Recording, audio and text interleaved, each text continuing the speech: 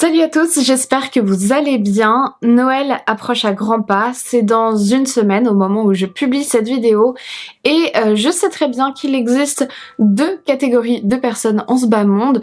Ceux qui ont déjà tout prévu, tout organisé, qui ont bien acheté leurs cadeaux largement en avance, et les autres, comme moi, qui s'y prennent toujours à la dernière minute. Alors aujourd'hui j'ai décidé de vous faire cette vidéo parce que déjà elle m'a été beaucoup demandée et aussi parce que je me suis dit que ça pouvait être très utile pour vous donner des petites idées de cadeaux à offrir à des personnes de votre entourage qui sont fans de true crime ou même des idées de cadeaux pour vous-même. Je vous avais déjà fait une vidéo bibliographie il y a quelques temps déjà, je pensais que c'était plus récent que ça mais en fait elle date de 2019, donc évidemment je vais pas vous reparler des livres que j'avais conseillés à ce moment-là, je vous mets le lien juste ici si jamais ça vous intéresse. Et puis écoutez, aujourd'hui je vais vous présenter des livres que j'ai soit achetés soit reçus à peu près dans l'année qui vient de s'écouler. Je vais tout de suite être honnête, j'ai pas pu tous les lire, mais j'ai fait une sélection de ceux qui me semblent les plus intéressants, les plus pertinents pour vous. Et voilà, je pense que vous allez forcément pouvoir trouver votre bonheur parmi toutes les propositions que je vais vous faire.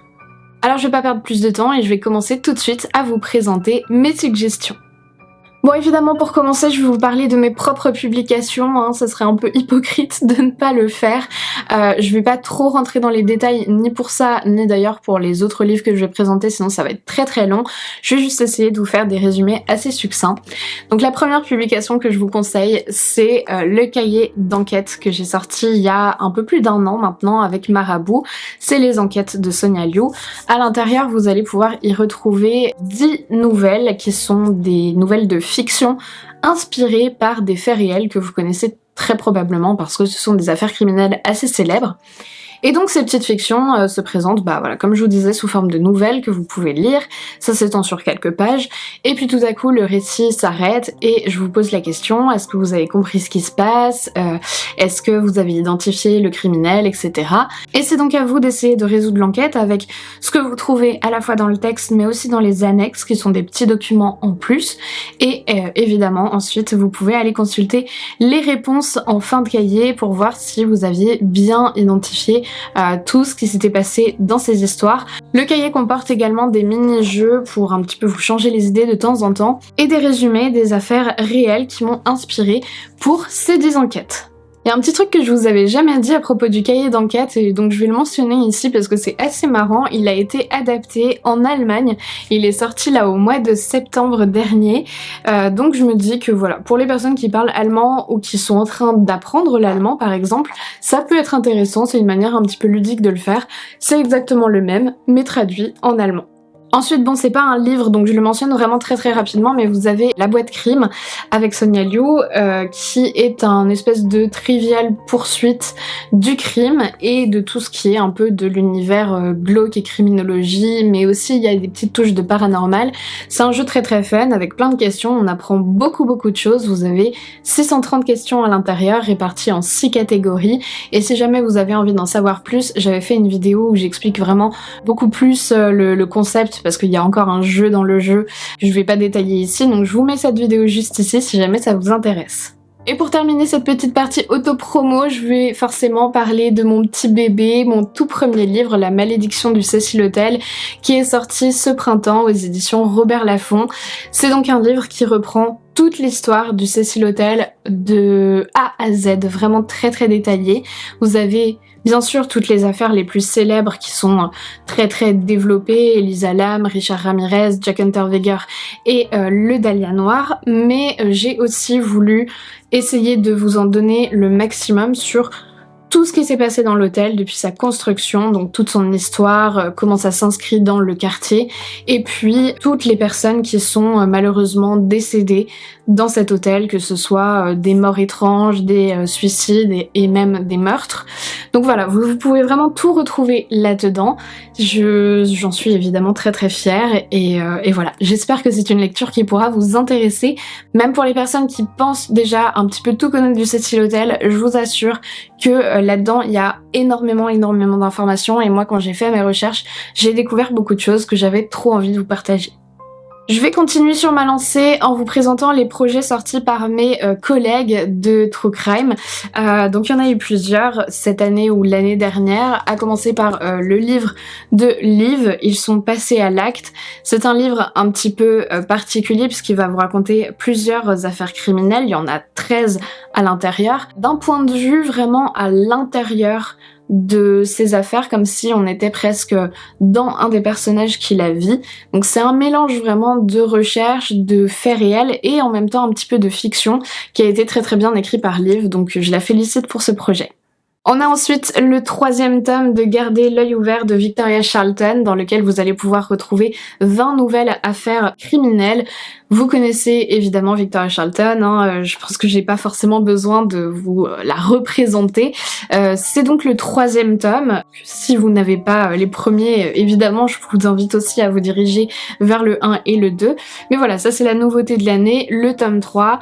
Et vraiment, comme d'habitude, un travail d'écriture toujours très agréable à lire et qui confirme un petit peu la place royale que tient Victoria Charlton dans l'univers True Crime. Cette année, on n'a vraiment pas été en reste au niveau des publications des youtubeurs True Crime puisque est sorti le premier livre écrit par Max Guys qui s'appelle Trembler. C'est un livre qui va reprendre 10 affaires criminelles vraies et flippantes en hommage à ces HVF qu'il présente sur YouTube depuis des années maintenant. Un petit peu dans le même esprit que Garder l'œil ouvert, vous allez avoir différentes affaires criminelles qui y sont traitées, accompagnées des illustrations qui font maintenant un petit peu partie aussi de l'univers de Max Guys. Et vraiment c'est très très chouette et bravo à lui aussi pour cette nouvelle publication et première pour lui. Autre publication récente qui est un peu à mi-chemin entre ce que je viens de vous présenter, c'est-à-dire les publications des créateurs de contenu True Crime et la catégorie d'après qui sera plutôt de la BD, on a les Chroniques de l'Abîme et autres récits des profondeurs par Simon Predge, Charles Beauchesne et Pierre Bunk. Alors je vous avoue que les deux suivants je ne les connais pas spécialement, mais Simon Predge oui, vous le connaissez aussi probablement puisque c'est lui qui est l'auteur du podcast Ars Moriendi qui est un très très bon podcast que je vous recommande aussi si jamais vous ne le connaissez pas. Et donc là en fait si vous voulez vous allez avoir 5 histoires qui partent d'affaires réelles qu'on connaît déjà mais qui vont avoir un petit twist particulier dans lequel on va mêler de la fiction. C'est très très bien fait et puis ça fait toujours plaisir de retrouver des histoires qu'on connaît. Comme ici par exemple où on a le chapitre sur l'hôtel d'Iforme, un très fameux hôtel construit à la fin du 19e siècle à Chicago. Je pense que ceux qui me suivent sur Twitch vont bien reconnaître cette histoire. J'enchaîne avec la catégorie plutôt BD de cette vidéo et ma première sélection, alors c'est pas quelque chose qui vient de sortir mais en tout cas c'est quelque chose que j'ai reçu cette année, c'est évidemment Mon ami Dahmer de Derf Black Derf. C'est un petit peu le summum de la BD True Crime qu'on puisse connaître. Forcément j'avais envie de vous en parler étant donné le succès qu'a eu la série Dahmer cette année. Derf Black Derf en fait c'est un donc dessinateur qui fait de la BD et qui a passé sa scolarité, donc le collège et le lycée, avec Jeffrey Dahmer. C'était un camarade, c'était même un ami à lui. Donc il raconte tout ça là-dedans. C'est vraiment très particulier d'avoir ce point de vue-là et c'est très intéressant. Évidemment, ça va reprendre aussi l'histoire plus générale de Jeffrey Dahmer, mais avoir ce point de vue de quelqu'un qui était un de ses proches, c'est quand même quelque chose de rare et c'est pour ça que c'est une des BD les plus connues dans l'univers True Crime. Toujours du même auteur, on a une autre BD qui s'appelle Kent State, qui va raconter, pour le coup là c'est pas exactement une affaire criminelle dans le sens pas comme un tueur en série, mais en fait elle va aborder la thématique de la tragédie du 4 mai 1970. Ça s'est passé donc à l'université de Kent State dans l'Ohio. Il y avait des étudiants qui s'étaient rassemblés pour manifester contre la guerre du Vietnam. Et la garde nationale a ouvert le feu sur les manifestants parce que ça avait plus ou moins dégénéré.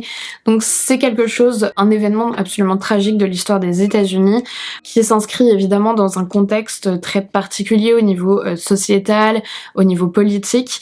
Et je trouve que c'est super intéressant parce qu'on parle rarement de ce genre de thématique quand on parle de True Crime. Perpendiculaire de Valentine Cuny-Lecaillès, c'est une œuvre extrêmement particulière, vraiment. J'ai envie de dire une pépite, quelque chose d'assez hors du commun qu'on voit très rarement encore une fois dans l'univers du True Crime et là en plus par le biais de la BD. Regarde déjà que la couverture, je la trouve absolument sublime, c'est un objet d'art que vous recevez quand vous achetez ce livre. Et à l'intérieur, c'est très touchant aussi, puisqu'en fait, Valentine Cuny-Lecaillet a publié donc cette BD qui a été réalisée à 4 mains, donc entre elle et Reynaldo McGurth. Reynaldo McGurth, c'est un détenu en Floride depuis plus de 10 ans maintenant, qui est incarcéré après un meurtre commis à l'âge de 18 ans. Donc c'est une thématique très particulière.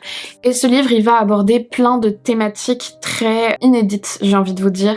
Déjà, bien toute la relation qui s'est nouée entre Valentine et Reynaldo, puisqu'ils ont entretenu une relation épistolaire pendant longtemps avant qu'elle se rende en Floride pour le rencontrer.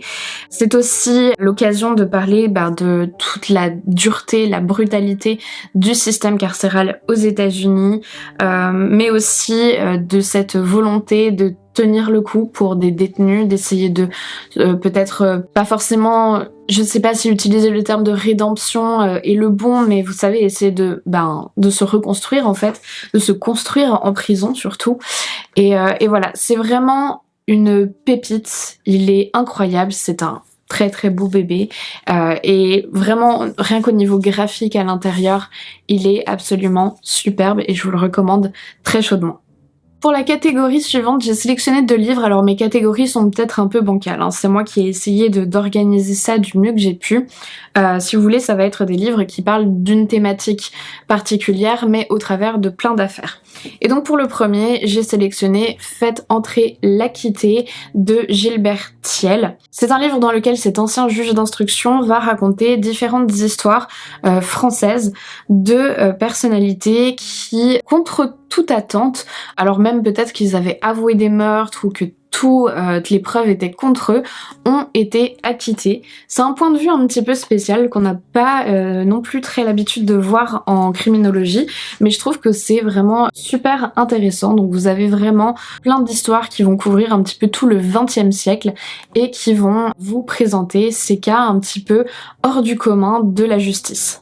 Et le deuxième livre que j'ai sélectionné, c'est L'amour fou pour un criminel d'Isabelle Orland. C'est donc un livre qui va vous présenter des cas, et on en a beaucoup parlé cette année aussi, de femmes qui tombent amoureuses de criminels avérés. Vous savez, on parle très souvent de cette hybristophilie. Alors justement, et bien là, on va vraiment aller au cœur un petit peu de ce sujet et aborder et essayer de comprendre un petit peu plus les motivations de ces femmes, mais aussi leurs histoires et comment elles font pour tomber amoureuses d'un homme qui est derrière les barreaux, condamné à la peine de mort ou à la perpétuité. C'est juste fascinant, je pense que je vous ferai une vidéo sur ce sujet prochainement.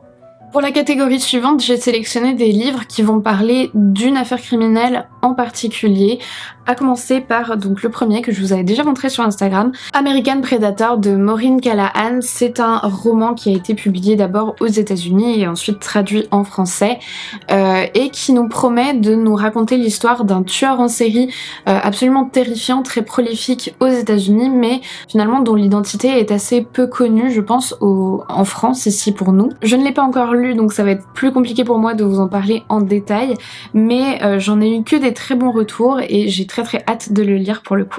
Dieu est un voleur qui marche dans la nuit de Quentin Bruet-Ferréol. C'est un nom qui comme ça semble un petit peu mystérieux pour un livre de true crime, mais si j'enlève ma main, vous allez tout de suite comprendre quel en est le sujet. Ça va évidemment vous parler de Marshall Applewhite et de la secte du Heaven's Gate. Je vous avais fait une vidéo à ce sujet il y a quelques mois maintenant. Donc c'est un livre qui parle vraiment, qui va essayer de rentrer le plus possible à l'intérieur. L'auteur s'est énormément renseigné et notamment il a pu échanger avec des personnes qui ont fait partie de la secte. Donc c'est très intéressant, c'est vraiment une plongée au cœur même du Heaven's Gate. Et pour aller plus loin, si jamais c'est un thème qui vous intéresse, parce que encore une fois le true crime c'est pas que les tueurs en série, je trouve que c'est un très bon livre pour en savoir plus. Je termine cette catégorie avec L'affaire du Zodiaque de Faisal Ziraoui. Je vous en ai déjà un petit peu parlé parce que j'ai eu la chance de rencontrer Faisal Ziraoui à 2 reprises lors de dédicaces et c'est quelqu'un que j'apprécie beaucoup, donc je suis trop contente de pouvoir vous parler de son livre. Et puis honnêtement c'est un livre de dingue. Alors vous connaissez quasiment tous l'affaire du Zodiaque, vous le savez, le Zodiaque donc c'est ce tueur en série absolument mythique de la Californie Californie dans les années 70. Il y a eu un film qui a été fait, il y a eu énormément de livres qui ont été publiés et on n'a jamais connu l'identité de ce tueur. Et en fait, si vous voulez, Faisal Diraoui, c'est un petit peu particulier parce que lui, c'est pas du tout un passionné de true crime à la base. Par contre, c'est un passionné d'énigmes et de jeux, et il est plutôt doué pour ce genre de choses, tout ce qui est un peu les chasses au trésor, essayer de décrypter des codes. Or, quand il a entendu parler du Zodiac il y a quelques temps maintenant, je crois que c'était pendant le confinement en 2020, eh bien, il s'est pris de passion pour cette affaire-là et il s'est mis en tête de déchiffrer les derniers codes qui ont été laissés, ou les derniers messages cryptés du Zodiac, sans forcément savoir que ces codes, ils étaient réputés pour être incassables. Et donc, il se met à la tâche et il parvient à décrypter les 2 derniers messages cryptés du Zodiac. Et dans ces messages, il y a l'identité du Zodiac qui est révélée. Alors je vais pas vous spoiler, je vous invite vraiment à lire ce livre. C'est passionnant déjà parce que ça nous replonge dans l'histoire du Zodiac, mais moi ce que j'ai adoré, c'est vraiment tous les chapitres où on suit un petit peu l'avancée de Faisal sur son enquête. Aujourd'hui, le FBI a été évidemment mis au courant des découvertes de Faisal Diraoui. On n'a pas encore de suite, mais ça peut prendre beaucoup de temps. On sait que c'est des choses qui vont forcément les intéresser, qui vont se pencher dessus. Maintenant, comme je vous l'ai dit, c'est tellement une affaire mythique que et puis on a tellement dit que c'était un code qui était impossible à décrypter que ça demande forcément beaucoup de vérification. Il y a pas mal de personnes qui vont dire que la théorie de Faisal qu'il expose dans ce livre n'est peut-être pas juste. Je pense qu'elle est quand même très très intéressante. Honnêtement, parce que si vous voulez, sans vous spoiler, le nom que Faisal a réussi à retrouver en faisant ses recherches et en décryptant le code, ce n'est pas le nom du principal suspect qu'on connaît dans l'affaire du Zodiac, mais c'est le nom d'un autre suspect qui a été un petit peu oublié, mis à l'écart. Et en fait, là encore, j'ai pas envie de vous spoiler, mais si vous voulez, il va faire des découvertes dans ce livre qui sont extrêmement cohérentes, qui sont très solides, et je trouve que ça a vraiment le mérite de remettre en question beaucoup de choses qu'on pensait presque être acquises dans cette enquête, et vraiment, foncez, il est trop bien. Le prochain livre est un livre qui me tient aussi très particulièrement à cœur, puisqu'il s'agit de Tiphaine Où es-tu de Sybille et Damien Véron, la famille de Tiphaine Véron qui a disparu il y a maintenant 4 ans au Japon, à Nikko. Vous vous rappelez peut-être que j'avais fait une vidéo en collaboration avec Sybille et Damien qui avaient très gentiment accepté de répondre à mes questions pour parler un petit peu de tout ce qui était arrivé autour de cette enquête, de la disparition de leur sœur et de leur vécu à eux. Ils ont donc publié ce livre qui reprend toute l'affaire en détail. C'est extrêmement intéressant, c'est riche en informations, c'est très percutant sur toutes les difficultés qui peuvent être rencontrées par une famille de personnes disparues, mais encore plus quand c'est une disparition qui se passe à l'étranger et dans un pays avec des codes et si vous voulez des mœurs qui sont extrêmement différentes des nôtres. Rien que pour connaître cette histoire, c'est forcément la meilleure source d'information. C'est aussi un moyen de les soutenir puisque forcément l'argent récupéré grâce aux ventes de ce livre, ça permet d'alimenter les recherches qui sont toujours actuellement en cours au Japon. C'est un livre qui me tient énormément à cœur et ça me fait très plaisir de vous le présenter et de vous inviter à le découvrir dans cette vidéo. Ensuite, je vous présente très rapidement 3 livres parce que je vous en ai déjà parlé dans des vidéos dédiées. Vous avez d'abord Columbine, Comment mon fils a-t-il pu tuer de Sue Klebold, donc la maman d'un des auteurs de la fusillade de Columbine. C'est un livre à prendre pour ce qu'il est, c'est-à-dire que ce n'est pas un livre qui va vous informer tant que ça sur la tuerie de Columbine en elle-même, ni même vraiment sur les motivations de Dylan Klebold, pour être très honnête.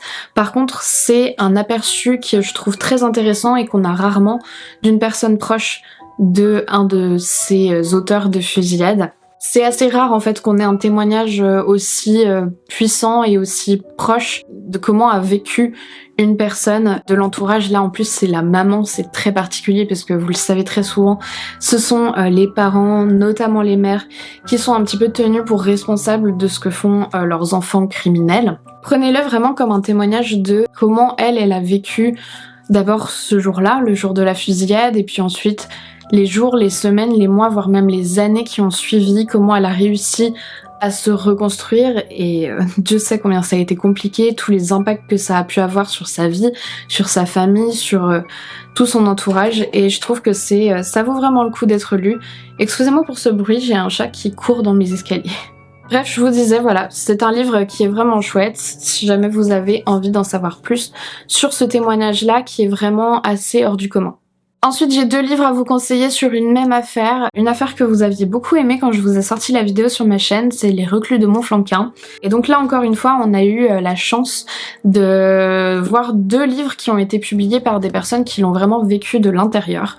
Donc vous avez Nous n'étions pas armés qui a été publié par Christine de Védrine et Diabolique par Guylaine ou Ghislaine, je sais jamais comment on dit, Guylaine de Védrine et Jean Marchand. Comme vous voyez, hein, j'avais pris pas mal de notes quand j'avais préparé cette vidéo. Ce sont forcément 2 livres qui sont très intéressants pour comprendre un peu plus comment s'est mis en place toute cette manipulation mentale qui, pour rappel ou pour les personnes qui n'ont pas vu cette vidéo, a duré plus de 10 ans sur une famille entière qui ont été complètement manipulées, terrorisées par quelqu'un qui s'approche presque de ce qu'on pourrait qualifier de gourou de secte, qui ont été amenés complètement à la ruine et voire même à se maltraiter, torturer les uns les autres. C'est vraiment une affaire extrêmement particulière.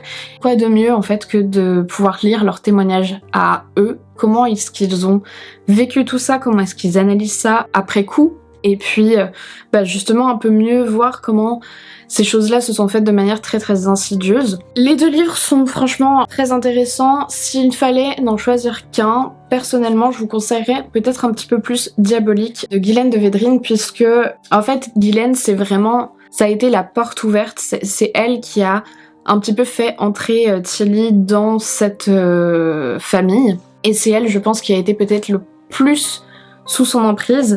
Et puis de l'autre côté, son mari Jean Marchand, lui, il a très vite été exclu de la famille parce que lui ne croyait pas à tous ces mensonges et toutes ces manipulations. Donc c'est intéressant d'avoir leur point de vue à eux, mais honnêtement les 2 bouquins sont très bien.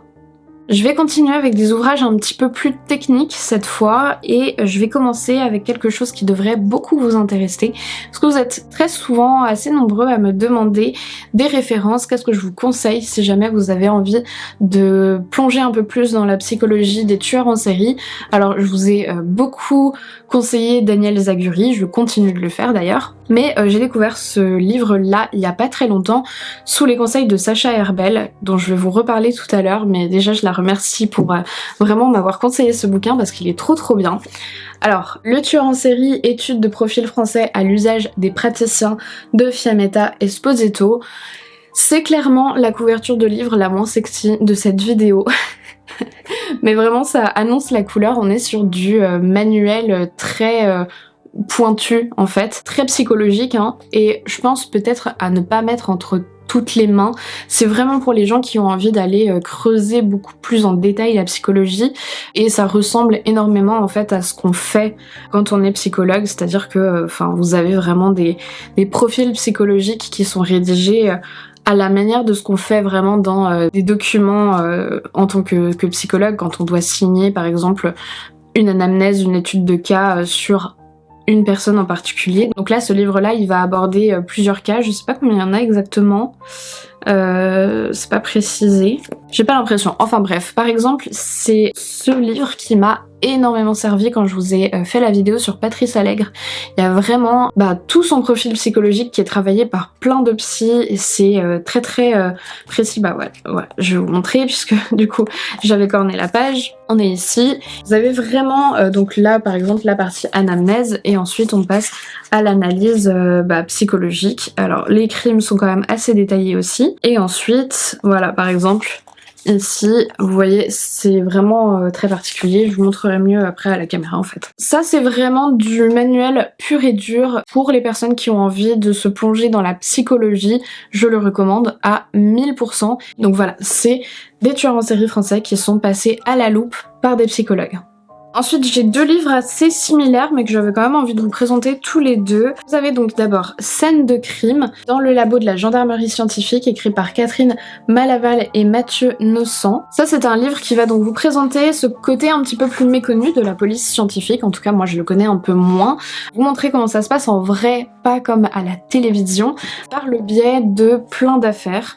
Donc par exemple, je vais vous donner des Des petits exemples, vous avez Elodie Kulik, si je me trompe pas exactement, on a l'affaire Lady Di, et à chaque fois, cette affaire va pouvoir mettre en lumière un point particulier de ce qu'on étudie en police scientifique. Par exemple, donc là, Lady Di, eh bien, on va vous montrer comment est-ce que ça se passe dans l'analyse d'un véhicule. Pour Elodie Kulik, par exemple, ça va être l'ADN. J'ai vu qu'il y avait l'affaire Flactif aussi, dont je vous avais parlé en vidéo, et là, on va vous parler de l'odontologie médico-légale, c'est-à-dire l'analyse des dents. Donc voilà, chaque affaire, à chaque fois, sert de prétexte, entre guillemets, ou d'exemple pour vous développer une spécificité de la police judiciaire. À peu près sur le même thème, on a Sur les traces des grands criminels quand la science mène l'enquête. Ça a été publié donc par la rédaction du magazine Science et Vie. Et là aussi, donc on va aborder plein d'aspects de la police judiciaire. Encore une fois avec des exemples, mais c'est plus chapitré là vraiment directement par thématique, genre l'ADN, et il est possible que plusieurs affaires soient évoquées. Donc c'est un petit peu différent, et c'est très très intéressant, encore une fois, ça permet vraiment de comprendre un petit peu plus comment fonctionne la police scientifique, loin des clichés et des stéréotypes d'Hollywood et de toutes les séries qu'on a pu avoir. Donc vraiment, c'est deux bouquins que je trouve très intéressants. Je pense qu'ils peuvent être complémentaires, ça peut faire un petit pack très sympa. Si jamais c'est un sujet que vous avez envie de creuser beaucoup plus au niveau de la police scientifique, il y a un livre que là pour le coup j'avais acheté il y a plus longtemps mais que je vous recommande vraiment aussi, c'est Scène de crime de Val McDermid.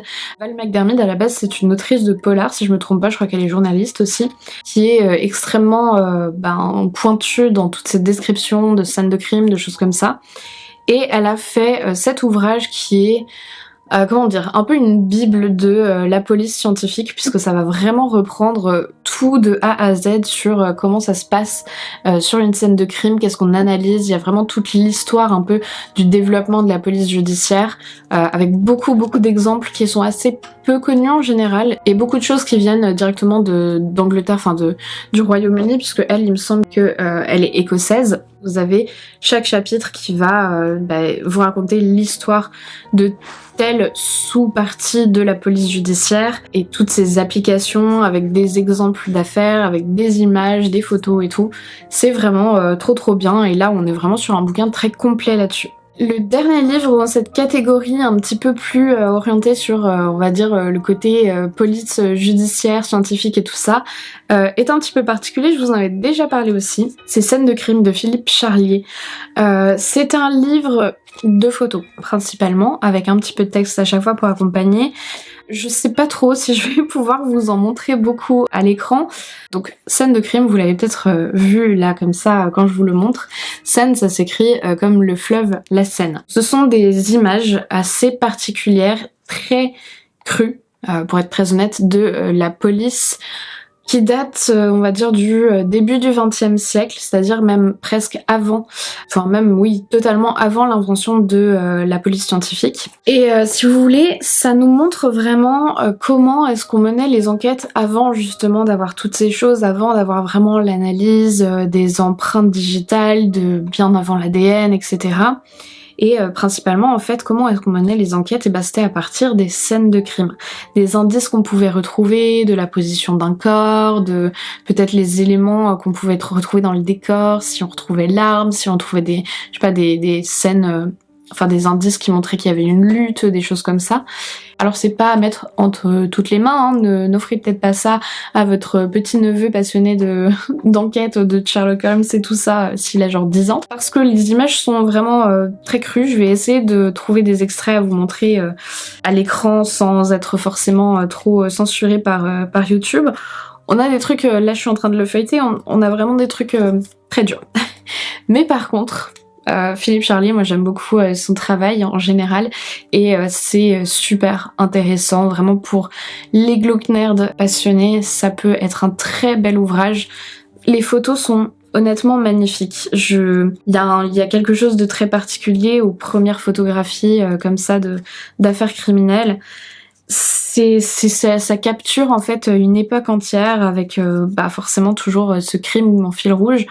Mais c'est des photos qui sont presque artistiques et en même temps très violentes. J'ai vraiment eu un petit coup de cœur pour ce bouquin, donc j'avais envie de vous le représenter, même si je crois que je vous en avais déjà parlé. Je vais terminer cette vidéo avec 2 livres plus légers puisque là on va partir dans de la fiction, du true crime glauque, mais ça va beaucoup plus léger que les dernières choses que j'ai pu aborder. Je voulais évidemment vous parler de Sacha Herbel. Je vous ai dit tout à l'heure qu'elle m'avait conseillé ce super livre de criminologie sur les profils des tueurs en série français. Sacha Herbel en fait c'est une fonctionnaire de police qui est aussi diplômée en criminologie et que j'ai eu la chance de rencontrer lors d'un salon du livre, avec qui j'ai tout de suite accroché, on a beaucoup discuté, on s'est trouvé beaucoup de points communs, et elle écrit des polars, donc forcément tout de suite ça m'a attirée. Je trouve que c'est quelque chose qu'on n'a pas très souvent l'occasion d'avoir, c'est-à-dire des personnes qui ont autant ces connaissances de l'intérieur et qui écrivent des polars. Ça rajoute vraiment, je trouve, une plus-value à ces récits-là. Et forcément, l'emprise d'essence, je me devais de me jeter dessus puisque c'est une histoire qui se passe à la Nouvelle-Orléans. Vous connaissez mon amour pour la Nouvelle-Orléans. Donc ça va mêler de l'enquête, du true crime, du côté un petit peu plus mystique avec le vaudou, les choses comme ça. C'est une autrice que j'avais envie de vous faire découvrir.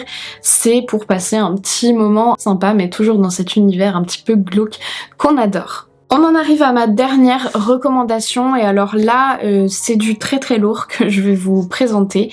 Il s'agit d'un objet honnêtement assez exceptionnel qui sera pas, je le sais d'avance, à la portée de tout le monde. C'est vraiment quelque chose d'absolument magnifique et je pense que pour un cadeau ça peut être vraiment une très très chouette occasion. Donc là je vais vous présenter le Horla de Maupassant aux éditions des Saint-Pères. Vous voyez déjà un petit peu la beauté de ce livre. En fait là il est dans un coffret et je vais vous montrer. C'est un objet pas tout à fait unique mais presque, honnêtement. Le voici, je vais vous expliquer très vite pourquoi. Peut-être que vous connaissez déjà l'histoire du Horla, hein. Moi c'est une de mes nouvelles favorites de Maupassant. Les éditions des Saint-Pères, elles font quelque chose de absolument remarquable. Je savais même pas que ça existait honnêtement.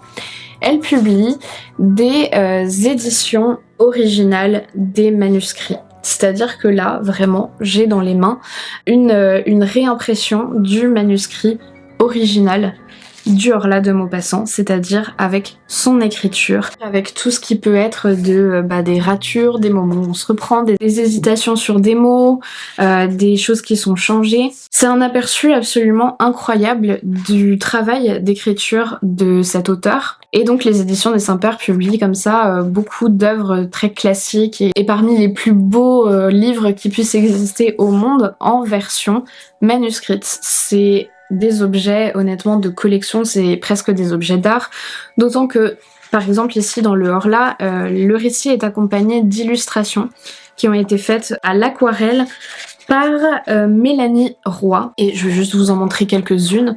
C'est absolument magnifique, c'est splendide vraiment comme type d'édition. Ce sont, comme je vous disais, donc des objets très particuliers, très rares. Je vais pouvoir vous montrer. Donc mon édition du Horla, par exemple, a été tirée à 1000 exemplaires dans le monde. Le mien, par exemple, c'est le 926 sur 1000. Vous avez carrément une fiche qui vous atteste l'authenticité de ce produit.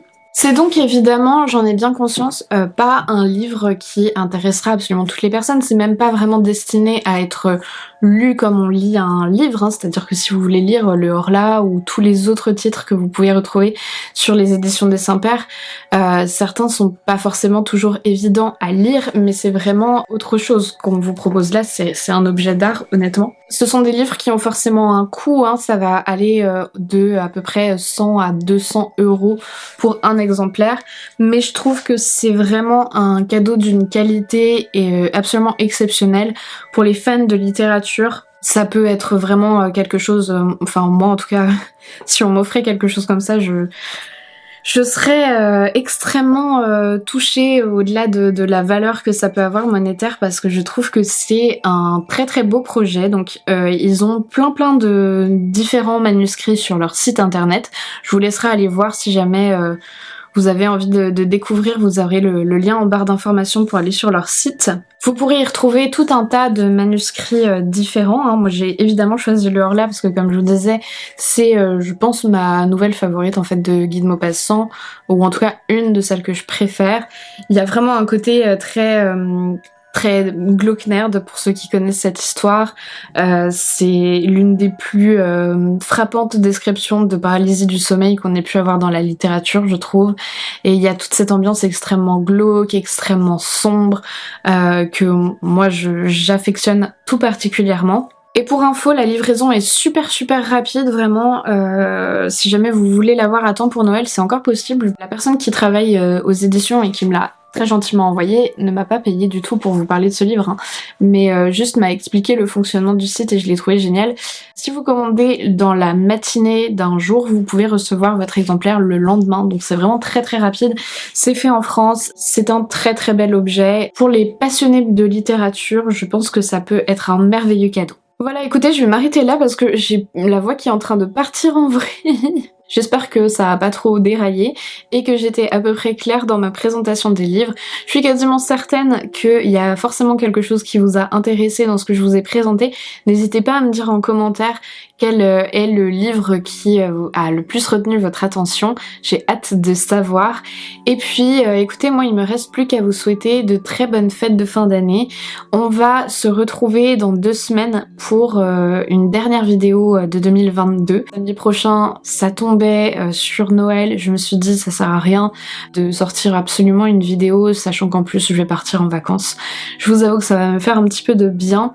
Donc voilà, on se retrouvera pour la toute fin d'année pour une FAQ, donc n'hésitez pas si vous avez des questions, vous pouvez me les poser ici dans les commentaires, et sinon je vous redemanderai ça sur Instagram et sur Twitter. Je vous souhaite de très belles fêtes de fin d'année, je voulais vraiment vous remercier pour tout ce que vous avez fait pour moi en 2022, tout le soutien que vous avez pu m'envoyer, tous les commentaires que vous avez pu laisser, les vues que vous avez faites, les petits pouces en l'air, tout ça, forcément je le vois, sachez que même si je ne peux pas répondre toujours à vos commentaires, à vos messages, je le vois, ça me touche vraiment et je vous assure que je voudrais prendre le temps de pouvoir échanger avec chacun d'entre vous. C'est une de mes plus grandes frustrations, en tout cas vraiment merci pour toute la force que vous m'envoyez. Je vous souhaite de super belles fêtes de fin d'année.